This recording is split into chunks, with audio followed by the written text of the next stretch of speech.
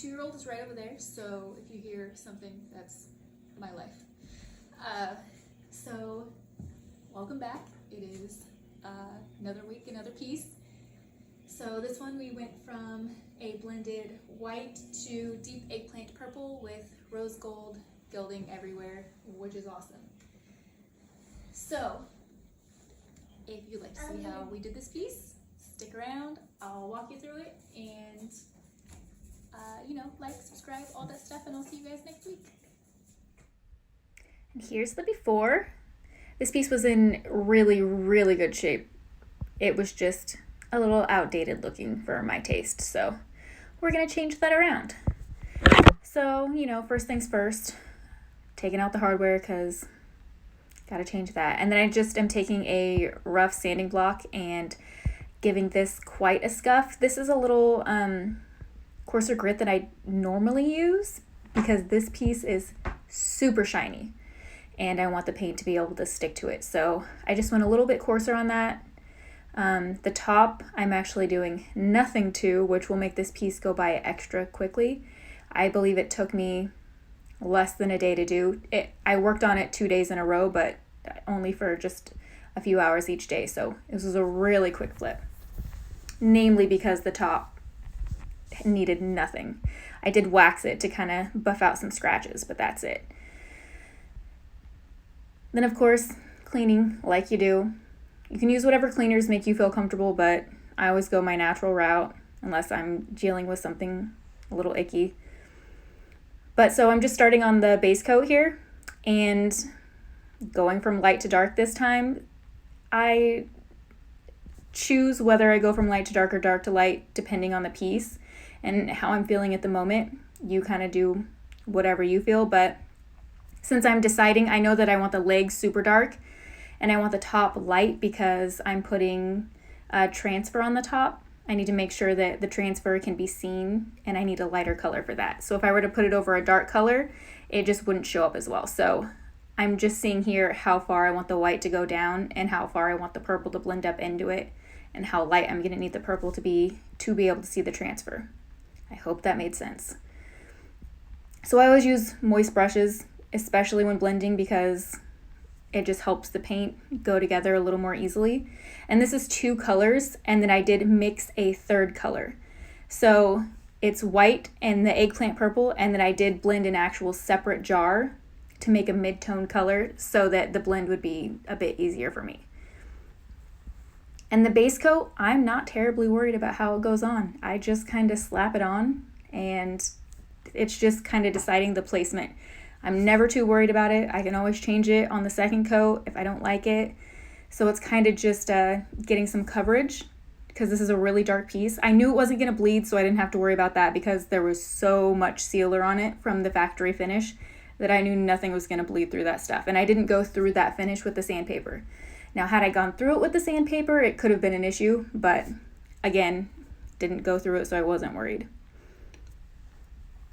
And then I just, again, did the same blend on the drawers, and you'll see I actually change it up a bit as soon as I get the drawers inside. I'm doing just a rough blend because once I put the drawers in, it's going to be a little easier to figure out where I need the blend to be, but it's easier to paint the drawers when they're out. So that's what I did. I painted the drawers while they were out, and then I kind of put them back in for the second coat to see exactly where I needed the blend line to be to make it match up with everything else.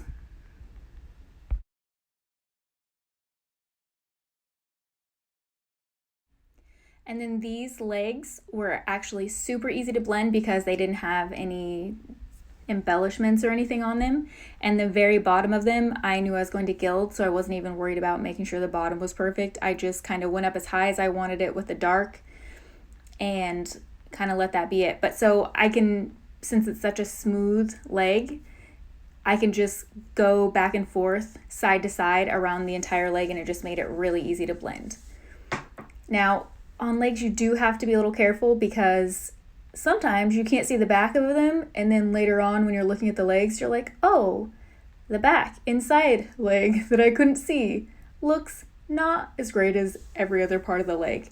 So you do want to make sure that you're constantly looking at the leg and going around it the whole time, because if you don't, you will find a spot that just is not exciting later. And so here we're just going in with the final coat. And just don't be afraid to go back and forth with your brushes on your blend. You can blend up, you can blend down. You can do a clean dry brush in between the two colors if you need just some extra blending. Because sometimes the two brushes isn't quite enough, but if you add in that third and kind of blend them back together, it helps a lot too. And then just make sure you're wiping off that third brush as you go, because if there's any paint residue on it at all from like the other part of the blend from left to right, it will muddy up the next blend, if you know what I mean. So you just kind of want to keep it clean, and you can use that third brush to just smooth out any of the blends. And then if you're starting to feel like water's not doing it for you anymore, like it's just thinning things out and you can just add more paint. Don't be afraid to add more paint. It's going to be great. You're going to love it. So this is where I was saying that I had to put the drawers in to make sure that the blend matched up on the body.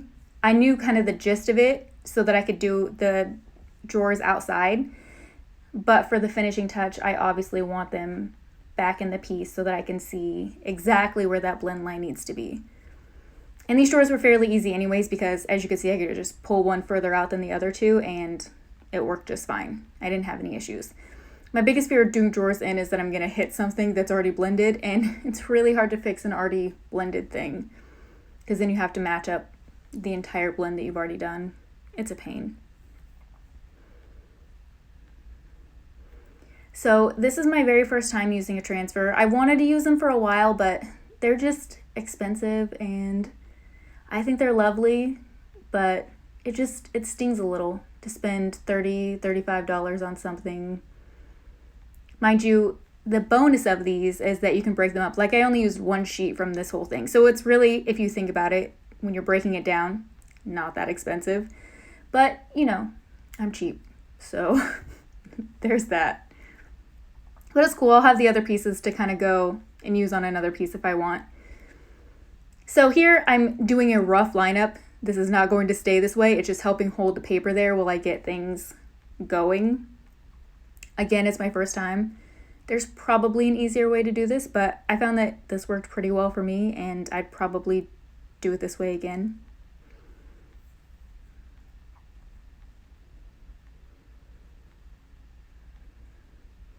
And then kind of once you start, the tape is obsolete. You don't need it anymore. It's just kind of to hold it there so that you have something holding it in place before it starts sticking itself down. Once it starts sticking itself down, I didn't really have to worry about it moving at all, which was really nice.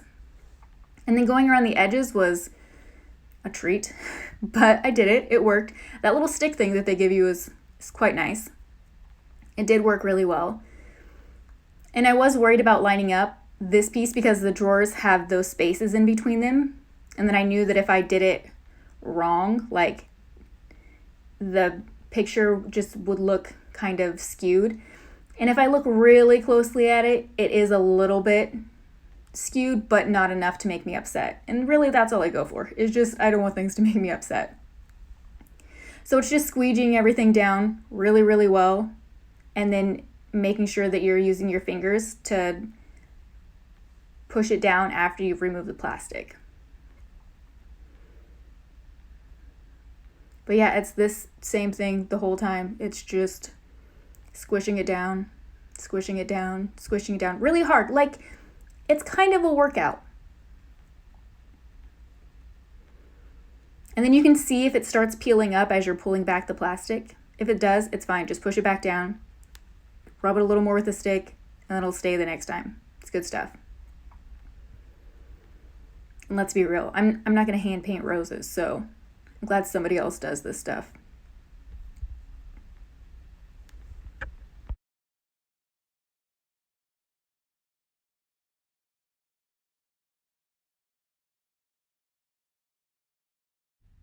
Again, going over everything with my fingers to make sure it's all pushed down. It's going to be sealed, but you just want to make sure that nothing is going to get in between the sealer and the piece. So you want the sealer to go over the top and make sure it's sealing the transfer onto the piece of furniture. I did find that doing this in pieces was much easier, so that's what I did. I just kind of cut as I went. I did nothing fancy. I just cut the pieces out as I needed them there. See, that piece is really long. I just started doing it on there, and then after I get it kind of mostly adhered, I'll end up cutting off the edges and putting those pieces then on the next. Then I did go over with a little bit of sandpaper because the piece was going to be lightly distressed, and I wanted to make sure that that matched the transfer as well. And then of course rose gold gilding, because you have to have gilding. I mean, are my pieces even finished if they don't have gilding? I don't know. There may be a day, but I don't see it anytime soon. But so yeah, I'm just going over any spots that I deem worthy of rose gold wax. That's what I do.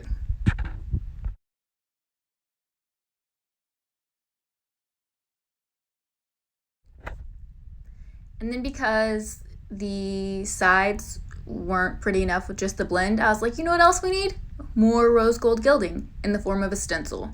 So that's what I did here. I had this little filigree kind of scrolly stencil, and I decided to make it look like one large stencil, so I just kind of did them back to back. Again, I go over with a sanding block because I distressed the whole piece and I don't want that to look brand new. I want it to look lived in as well, so I just hit it really nicely and it works out great. Obviously sealed everything with my satin poly,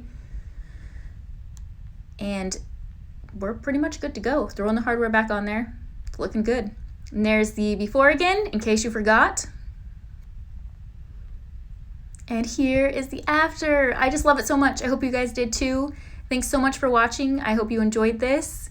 Like, subscribe, all that jazz, and I'll see you guys next week.